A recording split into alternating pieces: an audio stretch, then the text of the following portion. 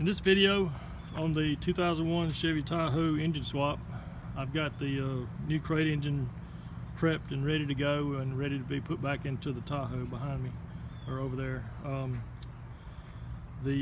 What I had to do with this crate engine is move some parts from the old engine to the new crate engine.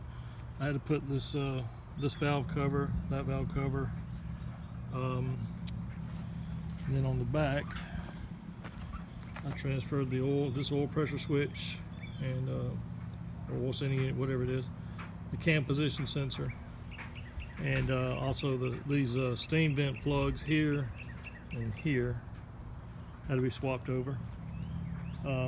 Also had to swap over this flex plate. I torqued the bolts to 74 foot-pounds. That's on the internet. And then on this side, I didn't have to do much. I put these spark plugs in the holes to keep trash out of the cylinders.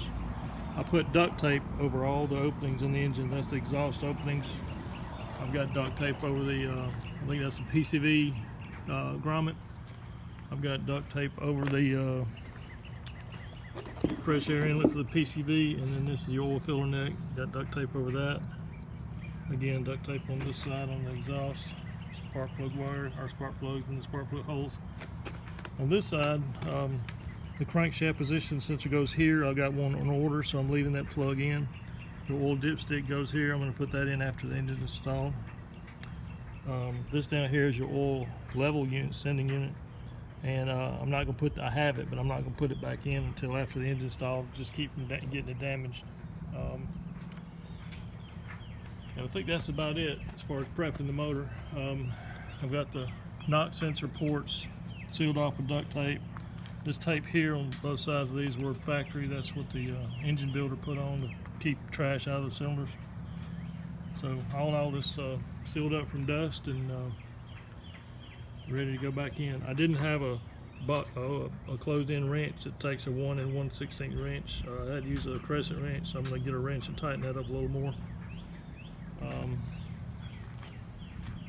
Other than that, that's all I can think of. I'm going to put in the balancer after it's installed because it gives me a little bit more clearance on the front to work this thing in. Just for extra insurance, keep hitting the radiator. Even though it's protected by wood, coming out it did touch the wood. Again, I've got it sealed up with duct tape too. The engine is sitting level side to side, and on this side it's tilted slightly back, so that's how it sits in the car usually, so this should fit in pretty good. So that's it. This thing is ready to go in. I'll have another video once it's in and sitting inside the motor mounts and bolted up to the transmission. Thanks for watching.